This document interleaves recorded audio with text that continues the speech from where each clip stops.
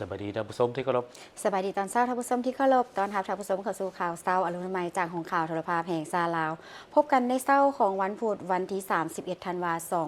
2025หับนาทีรายงานข่าวภาคนี้ข้าพเจ้าสุริวัลย์ผลเยี่ยมพร้อมด้วยเอกสารทิพจักรจะสบายดีพ่อกันวันนี้เป็นมื้อสุดท้ายของปีนี้แล้วเจ้า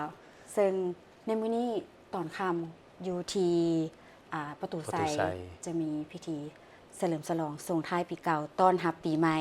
ซึ่งปีนี้เพิ่นก็จัดแบบอลังการจะเหมือนกับปีที่ผ่านมาเพราะปีที่ผ่านมาได้ผลตอบรับที่ดีปีนี้เพิ่นจัด29 30และ31เสื้อวลายทานอาจจะได้ไปเยี่ยมชมบรรยากาศอยู่แถวนั้นแล้วเนาะมื้อนี้ก็เป็นมื้อสุดท้ายที่พวกเขาได้จัดตั้งเฉลิมฉลองส่งท้ายปีเก่าต้อนรับปีใหม่ปี2026และวันนี้พวกเขาก็มีหลายข่าวที่น่าสนใจมานำเสนอทั้งข่าวภายในข่าวต่างประเทศและข่าวกีฬาไทยพีดีมาเริ่มที่สถาบันการเมืองและการปกครองแห่งชาติได้เฉลิมฉลองวันต้านการโซลาร์บังหลวง3คนครบรอบ22ปีวันที่9ธันวาคมปี2003หาวันที่9ธันวาคม2025เพื่อประกอบส่วนเป็นเจ้าการในการจัดตั้งปฏิบัติเวียกงานสกัดกั้นและต้านการโซลาร์บังหลวงในทุกรูปแบบในตอนเช้าวันที่30ธันวาคม2025สถาบันการเมืองและการปกครองแห่งชาติได้เฉลิมฉลองวันต้านการโซลาร์บังหลวงสากลครบรอบ22ปีภายใต้การเป็นประธานของห้องศาสตราจารย์ภูวงศ์อุ่นคำแสนหัวหน้าสถาบันการเมืองและการปกครองแห่งชาติพร้อมโดยพนักงานครูอาจารย์และนักศึกษาเข้าร่วมห้องศาสตราจารย์ภูวงศ์อุ่นคำแสนกล่าวว่าการโฮมชุมนุมในครั้งนี้เพื่อเฉลิมฉลองวันต้านการโซลาร์บังหลวงสากลครบรอบ22ปีซึ่งสาธารณรัฐประชาธิปไตยประชาชนลาวได้ลงนามในปี 2003 และให้สัตยาบันในปีเดียวกันตลอดระยะเวลาที่ผ่านมาสปป.ลาวและสากลได้ปฏิบัติสิทธิและพันธะของตนอย่างตั้งหน้าในฐานะเป็นประเทศภาคีของสนธิสัญญาซึ่งในพิธีผู้เข้าร่วมได้รับฟังการรายงานการเคลื่อนไหวเวียกงานต้านการโซลาร์บังหลวงของสถาบันการเมืองและการปกครองแห่งชาติปี 2025 ปาฐกถาวันต้านการโซลาร์บังหลวงสากลนำเสนอเกี่ยวกับผลให้ที่เป็นภัยอันตรายของการโซลาร์บังหลวงกฎหมายต้านการโซลาร์บังหลวงและการจัดกิจกรรมถามตอบสนทนาความรู้พื้นฐานเกี่ยวกับเวียกงานต้านการโซลาร์บังหลวงผ่านมาสถาบันการเมืองและการปกครองแห่งชาติมีความพยายามนำพาเวียกงานสกัดกั้นและต้านการโซลาร์บังหลวงผ่านขยายเวียกงานดังกล่าวเป็นแผนงานอันละเอียดเข้าในแผนการเคลื่อนไหวการจัดตั้งปฏิบัติเวียกงานการเรียนการสอนในขงเขตต่างๆเป็นต้นในแต่ละระบบเรียนและยังยืนยันจะเอาใจใส่ประกอบส่วนและเป็นเจ้าการในการจัดตั้งปฏิบัติเวียกงานสกัดกั้นและต้านการโซลาร์บังหลวงในทุกรูปแบบเพื่อความเจริญรุ่งเรืองของประเทศชาติในอนาคตห้องหัวหน้าคณะโฆษณาโฮมศูนย์กลางภาคห่วมงานบุญประเพณีกินเจียงนอเปเจ้าอยู่ที่เมืองห้วยทรายแขวงบ่อแก้วท่านลาวเปาส่งนวงไซห้องหัวหน้าคณะโฆษณาโฮมศูนย์กลางภาคต่างหน้าคณะน้ำจากศูนย์กลางเป็นเกียรติเข้าร่วมงานบุญกินเจียง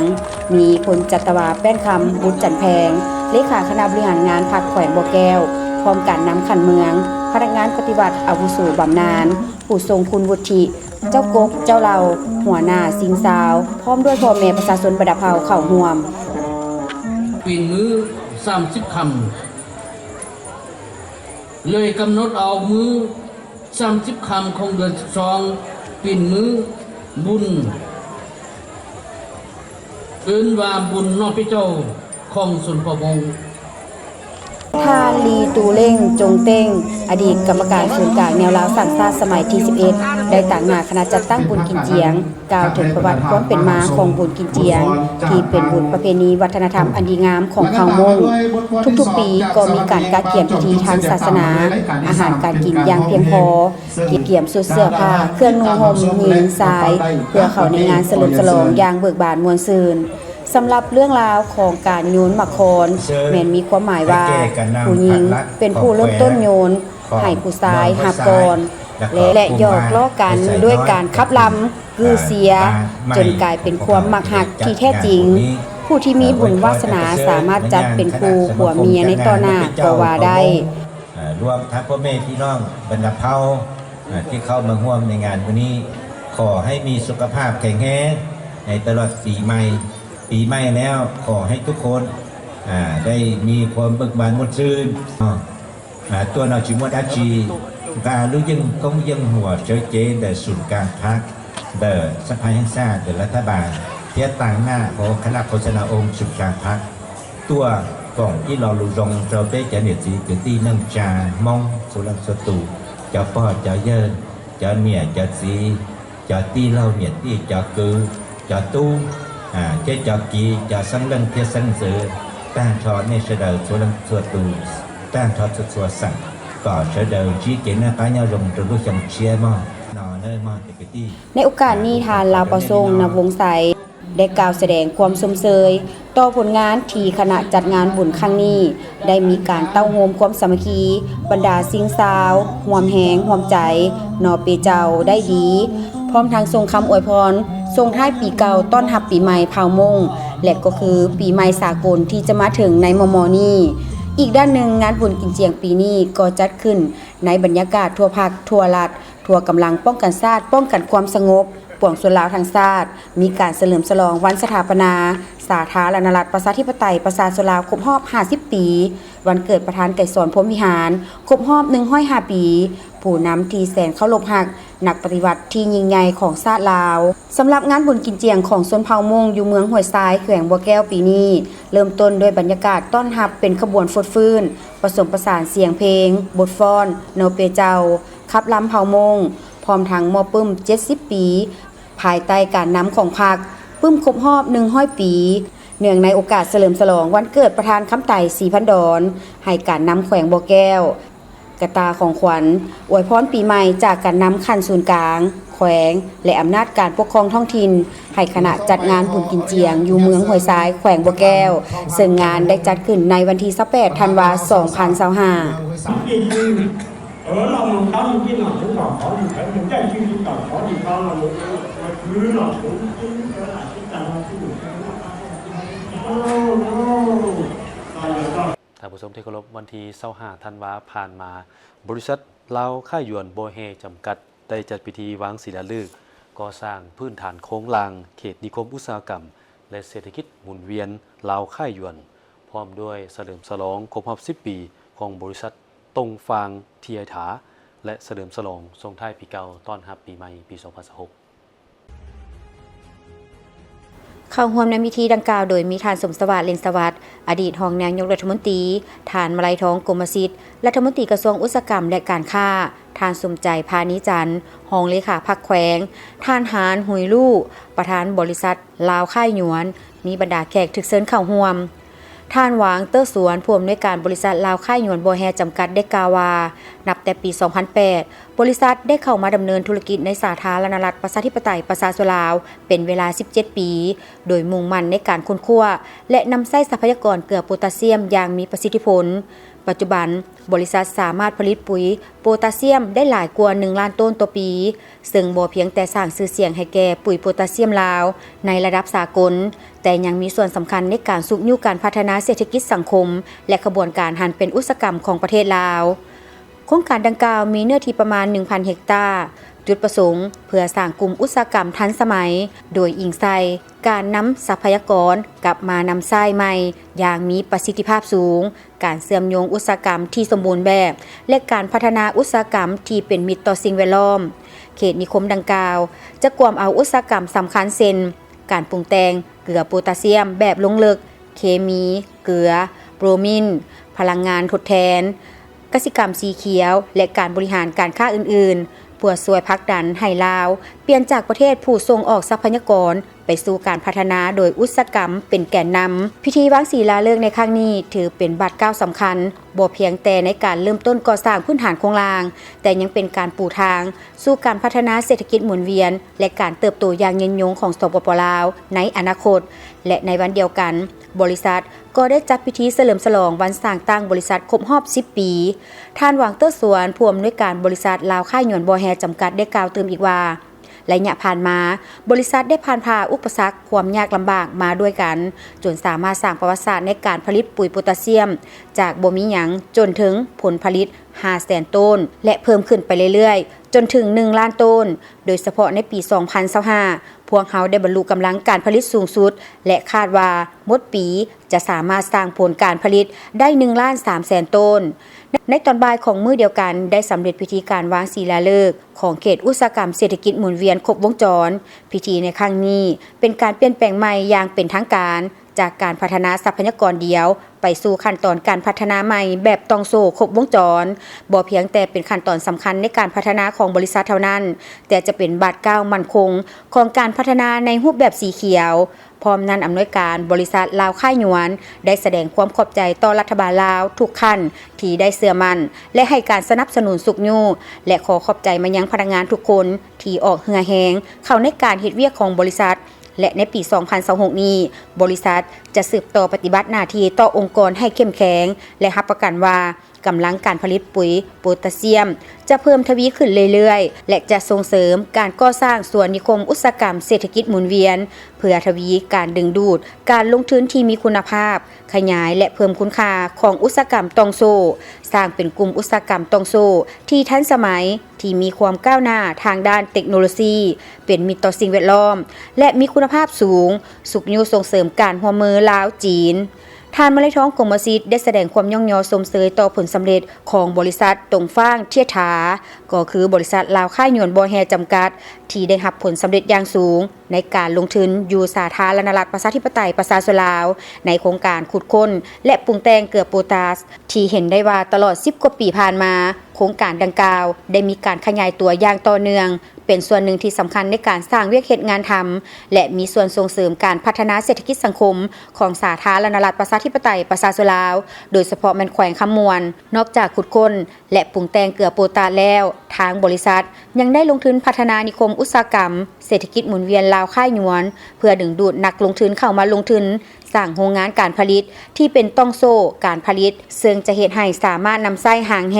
และแฮติดพันของโครงการขุดค้นและปรุงแต่งเกลือโพแทสให้เกิดผลประโยชน์สูงสุดโครงการสร้างนิคมอุตสาหกรรมแม่นบริษัทลาวค่ายหยวนพัฒนาจำกัดผู้เดียวพร้อมเดียวกันนั้นทางบริษัทยังได้ดำเนินการดึงดูดการลงทุนจำนวน14บริษัทที่ได้ลงนามรวมมูลค่า 2.8 ตื้อหยวนหรือ400ล้านกว่ากีบหรือ400กว่าล้านดอลลาร์สหรัฐปัจจุบันเพื่อการเกี่ยมสร้างตั้งเป็นนิคมอุตสาหกรรมบริษัทลาวค่ายหยวนพัฒนาจำกัดได้ดำเนินการก่อสร้างพื้นฐานโครงสร้างจำนวนหนึ่งแล้ว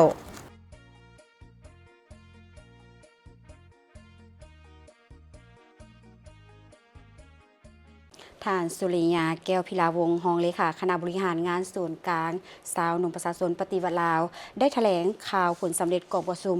ใหญ่ผู้แทนสหพันธ์สาวหนุ่มขั้นที่ 1กองประชุมใหญ่ผู้แทนสหพันธ์สาวหนุ่มลาวครั้งที่ 1ได้ดำเนินมาเป็นเวลาครึ่งวันในวันที่19 ธันวาคม 2025ที่ห้องประชุมคณะโฆษณาคมศูนย์กลางพรรคโดยภายใต้การเป็นประธานของสหายทองลีศรีสุริตเลขาคณะบริหารงานพรรคเลขาคณะบริหารงานศูนย์กลางสหพันธ์สาวหนุ่มประชาชนปฏิวัติลาวเป็นเกียรติเข้าร่วมของสหายนางศรีใสฤเดชมนต์สอนกรรมการกรมการเมืองศูนย์กลางพรรคหัวหน้าคณะจัดตั้งศูนย์กลางพรรคมีบรรดาสหายการนำพรรครัฐเลขารองเลขาคณะบริหารงานสาวหนุ่มบรรดากระทรวงองค์การแขวงนครหลวงเวียงจันทร์บรรดาประธานคณะประธานสโมสรสมาคมมูลนิธิเข้ารวมทั้งหมด249สหายซึ่งเป็นตัวแทนให้แก่สาวหนุ่มลาวบรรดาเผ่าในขอบเขตทั่วประเทศบรรดาสหายผู้แทนกองประชุมใหญ่ได้ยกสูงความรับผิดชอบและสติปัญญาของตนเข้ากองประชุมอย่างพร้อมเพรียงเฮ็ดให้กองประชุมดำเนินไปด้วยบรรยากาศพดฟื้นมีผลสำเร็จ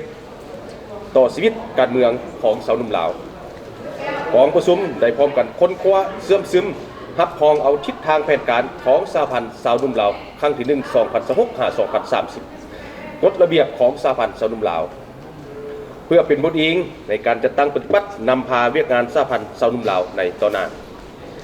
สำคัญแม่นการรับพองเอากันโป่งโตแต่งตั้งคณะบริหารงานสหพันธ์สาวหนุ่มลาวสมัยที่ 1กองประชุมใหญ่ได้ผ่านมติตกลงของคณะบริหารงานศูนย์กลางพรรคว่าด้วยการแต่งตั้งคณะบริหารงานประธานของประธานกฎกาของประธานกฎกาสหพันธ์สาวหนุ่มลาวสมัยที่ 1จะทั้งหมด59สหาย เพื่อเป็นคันทุงในการนำพาซีน้ำเวียกงานสะพานสนุ่มในต้นหน้าให้มีความนักแน่นเข้มแข็ง พิเศษกองประชุมได้รับฟังการโอลมจากทานนางศรีใสหรือเดชมุนสอนกรรมการกรมการเมืองศูนย์กลางภาคเลขาธิการศูนย์กลางภาคหัวหน้าคณะจัดตั้งศูนย์กลางภาคซึ่งการโอลมดังกล่าวเป็นเข็มซี่ทิศยังทางต่อการนำพาเวียกงานสหพันธ์ชาวหนุ่มลาวของพวกเขาในต่อหน้า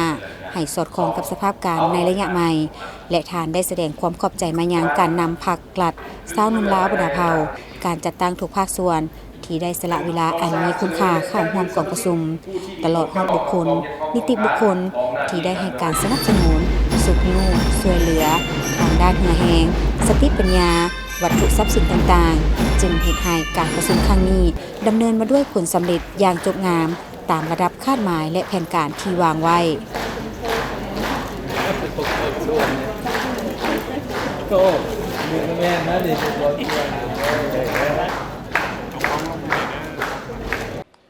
กรมตำรวจจราจรได้เรียกร้องถึงผู้นำใช้รถใช้ถนนร่วมกันมีสติสกัดกั้นการเกิดอุบัติเหตุทางถนนโดยเฉพาะในระยะที่พวกเขากำลังจัดตั้งเฉลิมฉลองส่งท้ายปีเก่าต้อนรับปีใหม่ปี 2026 ได้เคลื่อนไหวดังนี้ พันเอกคำสอนศรีดาวงศ์หัวหน้ากรมตำรวจจราจรได้แจ้งให้ฮู้เกี่ยวกับการก้าเกี่ยมความพร้อมเวียกงานป้องกันสกัดกั้นอุบัติเหตุจราจรทางบกในระยะเฉลิมฉลองส่งท้ายปีเก่าต้อนรับปีใหม่สากล 2026 เนื่องจากว่าระยะเวลาดังกล่าวสภาพการสัญจรเคลื่อนไหวไปมาของผู้คนในสังคมการใช้รถใช้ถนนจะเพิ่มขึ้นและมีความเสี่ยงสูงที่จะเกิดอุบัติเหตุตามท้องถนนฉะนั้นจึงได้แจ้งถึงทุกคนที่ใช้รถใช้ถนนสัญจรไปมาให้เคารพกฎจราจรและให้ความร่วมมือต่อการปฏิบัติของเจ้าหน้าที่เพื่อเป็นการป้องกันสกัดกั้นอุบัติเหตุบ่ให้เกิดขึ้นในระยะส่งท้ายปีเก่าปีนี้กรมตำรวจจราจรได้เคลื่อนไหวดังนี้ 1. ได้วางแผนจัดตั้งกำลังลงกวดกาการปฏิบัติให้ถูกต้องตามกฎหมาย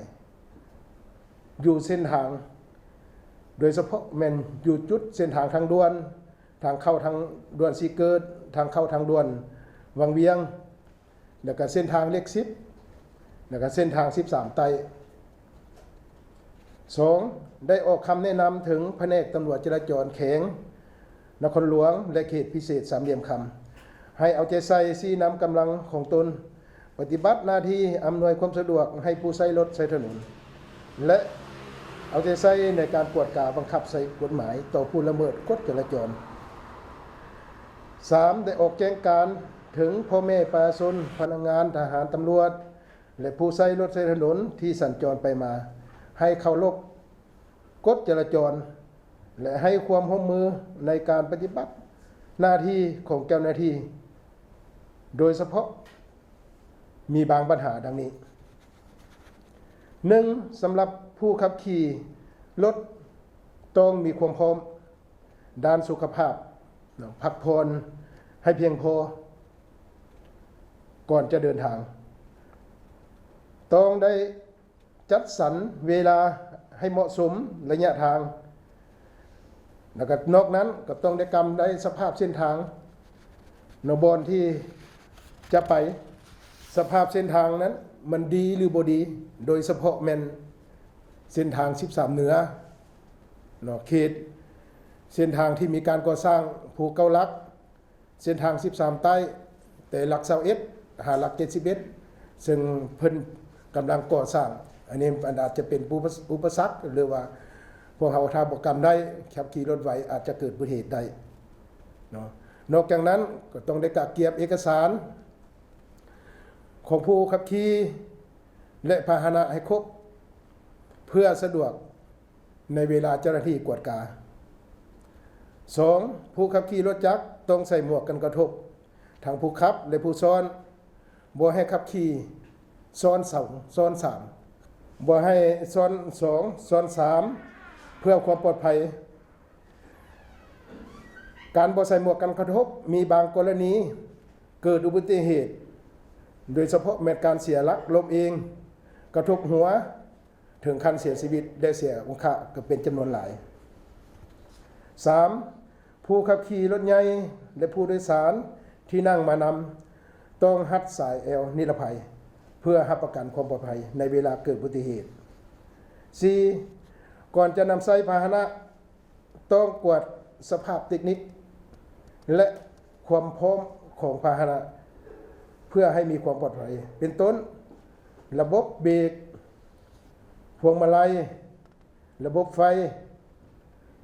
ห้ามล้อยางล้อและเสียงเตในเวลาเกิดฉุกเฉินจำเป็นพวกเราต้องได้ใช้ 5. รถขนส่งโดยสารทางไกลต้องมีซูเฟอร์สำรองทุกครั้งในเวลาเดินทาง 6. สำหรับทางด่วนการใช้ความไวสูงสุดบ่ให้เกิน120 กิโลเมตรต่อชั่วโมงและความไวต่ำสุดบ่ให้ลด80 กิโลเมตรต่อชั่วโมงเห็นว่าอยู่ในเส้นทางด่วนในระยะนี้ก็มีการเกิดอุบัติเหตุเกือบทุกมื้อเนาะมื้อนี้ก็ได้รับการรายงานจากพนักงานไอ้น้องประจำอยู่ทางด่วนก็เกิดขึ้น1 รายสำหรับเส้นทางทั่วไปให้ปฏิบัติตามป้ายสัญญาณซีบอกและอิงใส่สภาพเส้นทางเพื่อความปลอดภัย พร้อมนี้หัวหน้ากรมตำรวจจราจรยังได้แจ้งเกี่ยวกับบรรดาข้อห้ามและมาตรการการจัดตั้งปฏิบัติเพื่อพร้อมกันป้องกันสกัดกั้นอุบัติเหตุจราจรทางบกอุบัติเหตุแม่นปัญหาหนึ่งที่เป็นภัยข่มขู่ทำลายเศรษฐกิจสังคมอยู่ในปัจจุบันและแต่ละวันซึ่งในปีนี้นับแต่เดือนมังกร5 พฤศจิกายนปี 2025ทั่วประเทศมีจำนวนเกือบ 6,000 รายพาหนะเปเพ 10,000 กว่าคันคนได้รับบาดเจ็บเกือบ 9,000 คนเสียชีวิตไปแล้วเกือบ 800 คน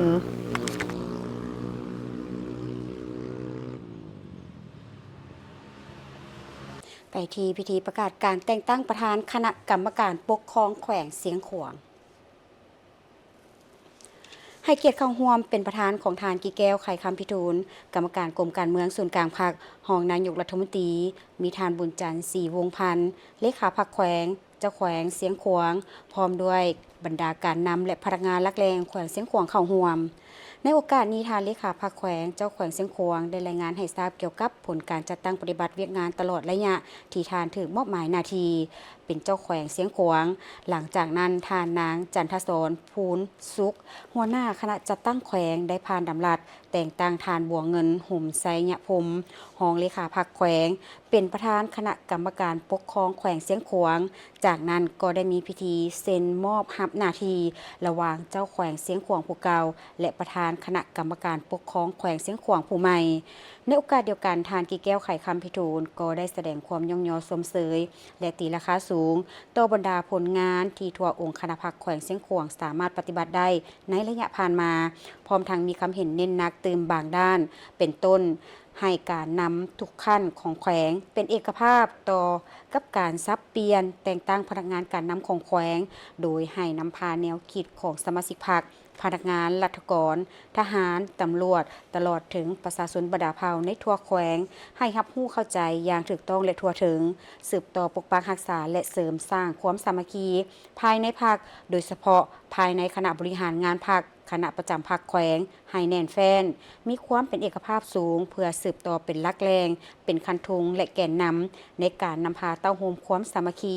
เอาใจใส่ศึกษาอุโมงค์การเมืองแนวคิดของสมาชิกพรรคพนักงานและประชาชนบรรดาเผ่าให้มีทัศนะการเมืองหนักแน่นมีความสามัคคีเป็นปึกแผ่นแน่นหนาสืบต่อเอาใจใส่จัดตั้งปฏิบัติแนวทางป้องกันชาติป้องกันความสงบให้มีความปลอดภัยเพื่อให้ประชาชนบรรดาเผ่ามีเงื่อนไขสะดวกสบายในการทำมาหากินเพิ่มทวีจัดตั้งพันขยายมติว่าด้วยการสืบต่อยูแหงการพันขยายแนวทางเปลี่ยนแปลงใหม่สร้างการหันเปลี่ยนใหม่ที่แข็งแรงลึกซึ้งและรอบด้านในการนำพาของพรรคติดพันกับการสร้างเศรษฐกิจเอกราชเป็นเจ้าตนเองระยะใหม่คุ้มครองการขุดค้นการปรุงแต่งแห่ธาตุที่เป็นทาแหงของแขวงให้แข็งแรงขึ้นตืมบนพื้นฐานเสริมขยายทาแหงบ่มซ่อนของแขวงยูแหงกระบวนการการผลิตเป็นสินค้าสร้างพื้นฐานรายรับที่มั่นคงสุขยุส่งเสริมการผลิตที่เป็นทาแหงใหม่ของประชาชนให้เป็นกระบวนการกว้างขวางและมีการจัดตั้งที่เข้มแข็งติดพันกับการจัดตั้งปฏิบัติเวียกงาน3สร้างหันลงก่อสร้างรากฐานรวมทั้งการสร้างตั้งตาแสงให้มีความคืบหน้าไว้เพื่อเฮ็ดให้ระบบการจัดตั้งนำพ ามีความเข้มแข็งและแก้ไขความทุกข์ยากของประชาชนให้ได้ตามระดับคาดหมายสืบต่อยกสูงความรับผิดชอบและแบบอย่างนำหน้าในการปฏิบัติหน้าที่การเมืองของตนให้สูงกว่าเก่าเพื่อสืบต่อนำพาแขวงเสียงขวางแขวงวีระสนให้ได้รับการพัฒนาอย่างบ่หยุดยั้งจากแขวงเส้นขวางพวกเขาไปต่อแขวงหลวงพระบางก็ได้มีพิธีมอบรับเจ้าแขวงและประธานคณะกรรมการปกครองแขวงหลวงพระบางโดยการเป็นประธานของท่านคำพันธ์พรหมทัศน์กรรมการกองการเมืองศูนย์กลางพรรคคณะเลขาธิการศูนย์กลางพรรคประธานคณะกวดการศูนย์กลางพรรคประธานองค์การกวดการแห่งรัฐและหัวหน้าองค์การต้านการสอรัฐบังหลวงขั้นศูนย์กลางมีการนำของแขวงและพนักงานลักเลงจากแผนกการที่เกี่ยวข้องของแขวงเข้าร่วมพิธีได้มีการผ่านมติตกลงของคณะเลขาธิการศูนย์กลางพรรคและข้อตกลงของท่านเจ้าแขวงหลวงพระบางว่าด้วยการอนุมัติให้ท่านสุกันบุญยงอดีตรองเลขาพรรคแขวงหลวงพระบางพักการรับอุดหนุนบำนาญจากงั้นท่านบุญเรืองมณีวงศ์ได้ให้เกียรติมอบมติตกลงให้ท่านสุกันบุญยงพร้อมเดียวกันนั้นท่านคำขันจันทวิสุขกรรมการศูนย์กลางพรรคอดีตเจ้าแขวงหลวงพระบางได้ขึ้นรายงานสภาพการชี้นำเวียกงานในแต่ละระยะที่ผ่านมาและต่างหน้าคณะจัดตั้งศูนย์กลางพรรคขึ้นผ่านมติตกลงของกลุ่มการเมืองศูนย์กลางพรรคผ่านดำรัสของนายกรัฐมนตรีว่าด้วยการอนุมัติให้ท่านคำขันจันทวิสุขพักการรับอุดหนุนบำนาญและผ่านดำรัสของนายกรัฐมนตรีว่าด้วยการแต่งตั้งท่านบุญเรือสินไซวรวงศ์เป็นประธานคณะกรรมการปกครองแขวงจากนั้นได้มีพิธีเซ็นมอบรับหน้าที่ระหว่างเจ้าแขวงหลวงพระบางผู้เก่าและประธานคณะกรรมการปกครองแขวงหลวงพระบางผู้ใหม่อย่างเป็นทางการโดยมีผู้เข้าร่วมเป็นสักขีพยานตอนท้ายท่านคำพันธ์พรหมทัศน์ได้แสดงความยอมสมเสยบรรดาผลงานทั่วองค์คณะพรรคแขวงหลวงพระบางสามารถปฏิบัติได้ในระยะที่ผ่านมาพร้อมทางมีคำเห็นชี้นำให้สืบต่อเพิ่มทวีความสามัคคีเป็นเอกภาพภายในให้เป็นพึกแผ่น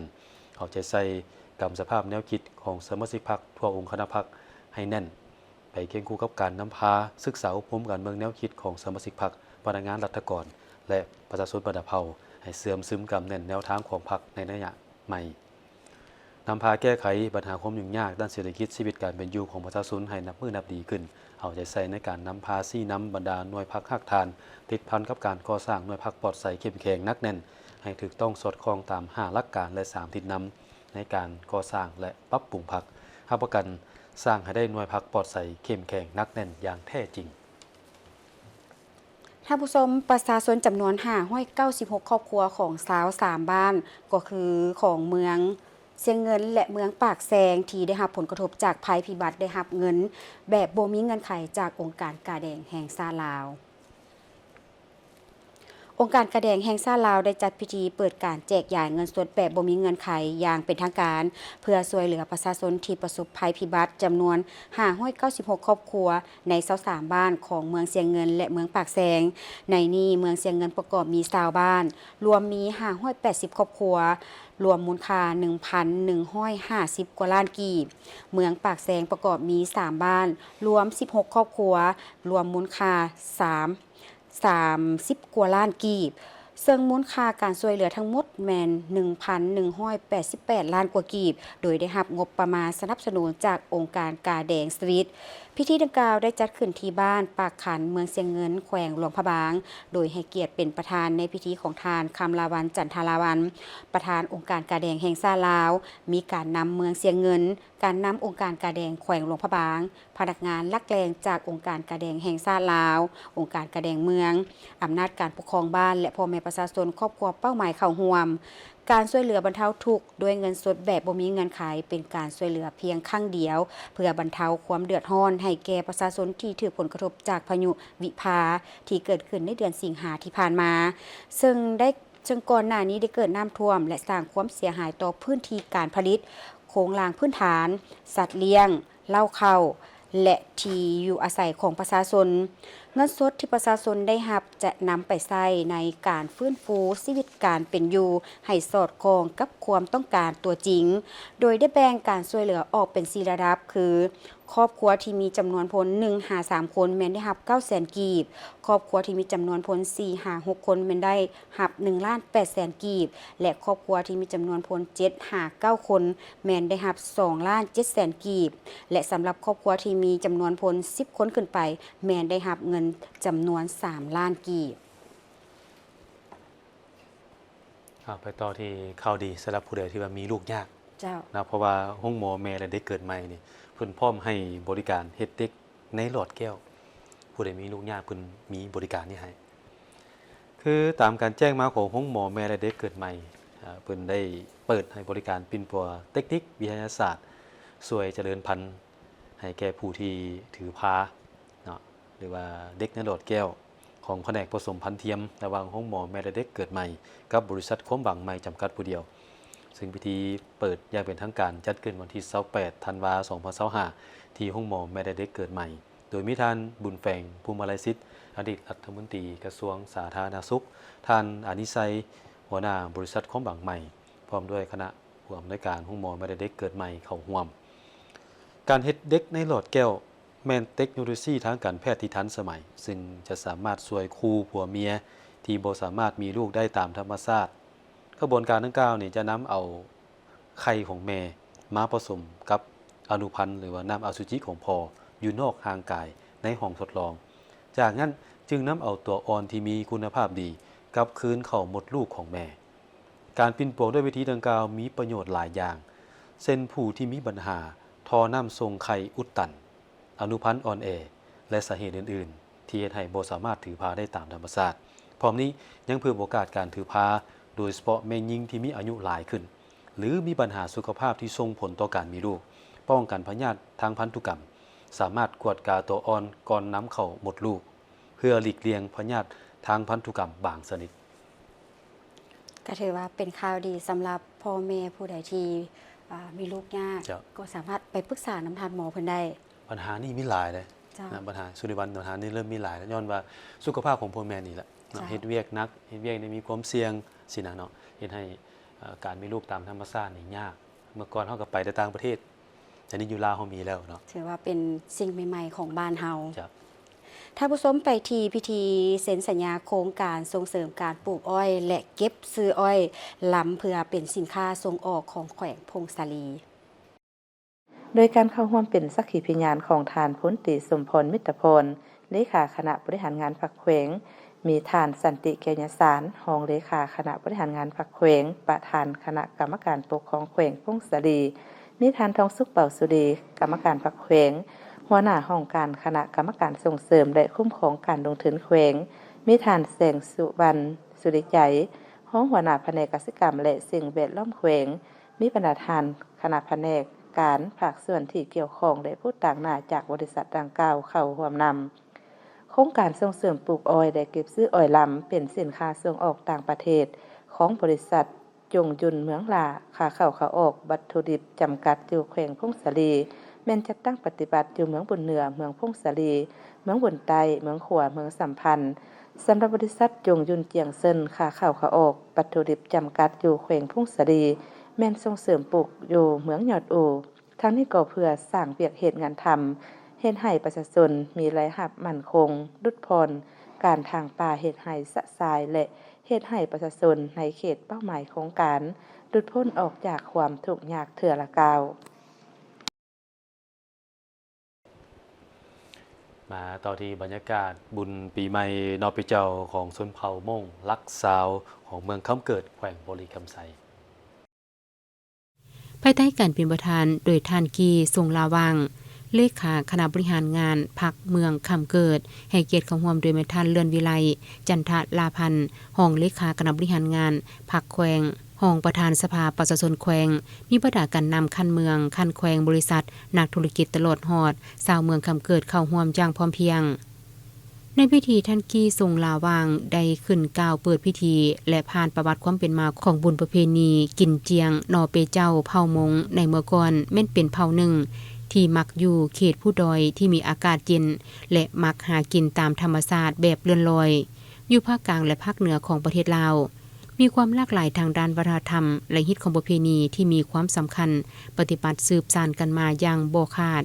และเป็นเอกลักษณ์ที่โดดเด่นเป็นต้นแม่นการนุ่งถือและประเพณีบุญจินเจียงคำว่าเจียงแม่นเดือนเจียงหรือเดือน1ลาวแต่ละครอบครัวได้เก็บกู้ผลผลิตข้าวสาลีและผลผลิตอื่นๆขึ้นเล้าขึ้นเฮือนหมดแล้ว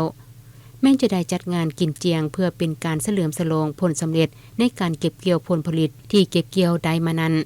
การเฮ็ดบุญจินเจียงแต่ละปีของเผ่ามงแม่นได้มีการจัดพิธีกรรมทางศาสนา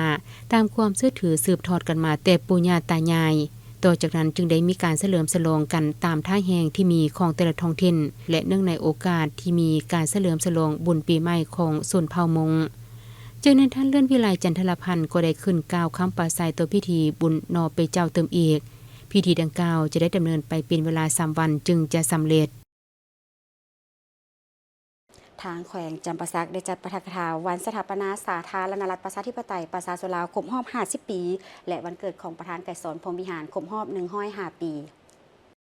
โดยให้เกียรติเข้าร่วมของฐานวรรณไสยศาสตร์ตระกูลคณะประจำภาคแขวงเลขาคณะบริหารงานภาคนครปากเซพร้อมด้วยสหายห้องเลขาภาคนครคณะประจำนครกรรมการภาคนครคณะห้องการกำลังประกอบอาวุธพนักงานอาวุโสบำนาญพนักงานรัฐกรอ้อมข้างนครคณะภาคหากฐานและเลขาภาคบ้านเขาร่วมในโอกาสดังกล่าวสหายวรรณไสยศาสตร์ตระกูลคณะประจำภาคแขวงเลขาคณะบริหารงานภาคนครปากเซได้กล่าวถึงความหมายความสำคัญของวันสถาปนาสาธารณรัฐประชาธิปไตยประชาชนลาวครบรอบ50 ปีและวันคล้ายวันเกิดประธานไกรสอนพรหมวิหารครบรอบ105 ปีจากนั้นสหายบุญท้องดีวิไสอดีตกรรมการศูนย์กลางพรรคอดีตเลขาคณะบริหารงานภาคแขวงเจ้าแขวงจำปาสักได้ให้เกียรติขึ้นปาฐกถาวันสถาปนาสาธารณรัฐประชาธิปไตยประชาชนลาวครบรอบ50 ปีและวันคล้ายวันเกิดประธานไกรสอนพรหมวิหารครบรอบ105 ปีซึ่งยกให้เห็นไสยชนะอย่างสมบูรณ์ของการปฏิวัติศาสตร์ประชาธิปไตยอยู่ประเทศเฮาผลงานภารกิจปกปักรักษาและพัฒนาประเทศชาติ50 ปีผ่านมายกให้เห็นถึงประธานไกรสอนพรหมวิหารกับภารกิจปลดปล่อยศาสตร์ผลงานคุณงามความดีของประธานไกรสอนพรหมวิหารการขยายมูลเสือวันที่2 ธันวาในการปกปักรักษาและการพัฒนาประเทศชาติและตั้งหน้าหำเฮียนแบบอย่างคุณสมบัติของประธานไกรสอนพรหมวิหารประธานไกรสอนพรหมวิหารยืนยงในภารกิจปฏิวัติลาวตลอดไปสาธารณรัฐประชาธิปไตยประชาชนลาวมั่นยืนสมเสยวันเกิดประธานไกรสอนพรหมวิหารผู้นำที่แสนเคารพรักครบรอบ105 ปีอย่างสุดใจสมเสยวันสถาปนาสาธารณรัฐประชาธิปไตยประชาชนลาวครบรอบ50 ปีอย่างสุดใจจากนั้นสหายศรีสง่าบัวประเสริฐคณะประจำภาคนครหัวหน้าคณะจัดตั้งนครได้ผ่านดำรัสประเทศแห่งสาธารณรัฐประชาธิปไตยประชาชนลาวว่าด้วยการประดับเหรียญกาลนึก50 ปีวันสถาปนาสปป.ลาวให้แก่พนักงานราชการประจำการและบำนาญแขวงจำปาสักในนั้นนครปักเซทั้งหมดจำนวน 2,268 ทานยิ่ง779 ทานพนักงานราชการประจำการจำนวน 1,551 ทานยิ่ง553 ทานพนักงานราชการบำนาญจำนวน717 ทานยิ่ง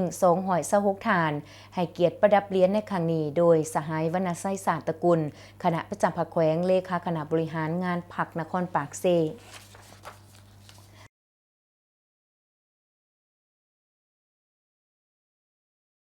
แผนกกสิกรรมและสิ่งแวดล้อมแขวงเสกองได้เป็นเจ้าภาพจัดกองประชุมถอดถอนบทเรียนโครงการสร้างความเข้มแข็งเวียกงานขึ้นทะเบียนออกแบบดินอย่างเป็นระบบประจำปี 2025 โดยภายใต้การเป็นประธานของฐานคำพันธ์ผ่านแสวงรองหัวหน้าแผนกกสิกรรมและสิ่งแวดล้อมแขวงเสกองมีฐานคิดดาไซกอกมีล่ารองหัวหน้ากรมคุ้มครองและพัฒนาที่ดินมีผู้ประสานงานโครงการจากกระทรวงและ6แขวงภาคใต้คือแขวงขมวนสวรรณเขตสารวันจำปาสักเสกองและอัตตปือเขาห่วมท่านไสยชนะพันมณีวงศ์ต่างหน้ากรมคุ้มครองและพัฒนาที่ดินรายงานว่าการจัดตั้งปฏิบัติเวียกงานประจำปี 2025 ได้รับผลสำเร็จตามเป้าหมายที่วางไว้เป็นอย่างดีซึ่งเวียกงานแผนการสามารถสังรวมตัวเลขได้อย่างละเอียด โดยใน6แขวงภาคใต้คือแขวงขมวนประกอบมี3เมืองคือเมืองท่าแขกเมืองหินบูนเมืองยมราชรวมมีตัวเลขแผนการโครงการปี2025ทั้งหมดจำนวน25,260 ตอนแขวงสวรรณเขตมีเมืองชลบุรีพารานไส้ไส้ผู้ทองจำพรเมืองเซโปนเมืองอุทุมพรเมืองสองคอนซึ่งปิดโครงการแล้วรวมตัวเลขทั้งหมด 19,500 ตอนแขวงสารวันมีเมืองสารวันเมืองเหล่างามและเมืองละครเพ่งซึ่งปิดโครงการแล้วรวมตัวเลขทั้งหมด 15,000 ตอนแขวงเซกองมีเมืองถาแตงเมืองดักจึงที่กำลังเปิดโครงการใหม่รวมตัวเลขได้ 10,264 ตอนแขวงจำปาสักมีเมืองพ้นทองเมืองโขงและเมืองสุขุมาที่เปิดโครงการใหม่รวมตัวเลขได้ 14,520 ตอนแขวงอัตตปือมีเมืองสนามไส้เปิดแทนเมืองสามัคคีไส้ที่ปิดแล้วเมืองไส้เสถาเปิดใหม่เมืองภูวงเปิดใหม่ระยะ2รวมตัวเลข 7,500 ตอนและมหอดปัจจุบันมีเมืองเป้าหมายทั้งหมด42เมืองและมีจูงานรวมทั้งหมด133จูงานอันผลเด่นสามารถสมเทียบการวัดเทกและแผนการในปี2023มี141จูงานปฏิบัติได้ 100,000 กว่าตอนประสิทธิภาพ4ตอนต่อจูงานต่อวันปี2024มี125จูงานปฏิบัติได้ 100,000 กว่าตอนประสิทธิภาพ5ตอนต่อจูงานต่อวันและปี2024มี133จูงานปฏิบัติได้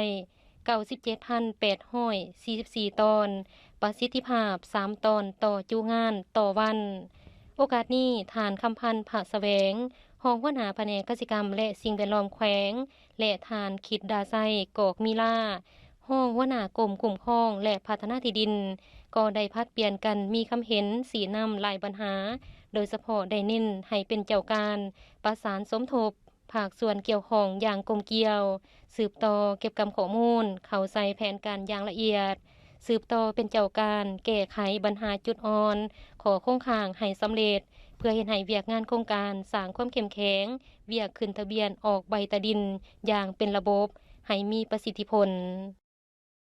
ท่านผู้ชมทั้งหมดนี้คือการรายงานข่าวเช้ารุ่นใหม่จากห้องข่าวโทรภาพแห่งชาติลาวมาฮอดนี้เวลาของพวกเราก็หมดลงแล้วโฆษกทั้งสองพร้อมด้วยทีมงานต้องขอลาท่านผู้ชมไปก่อนสบายดี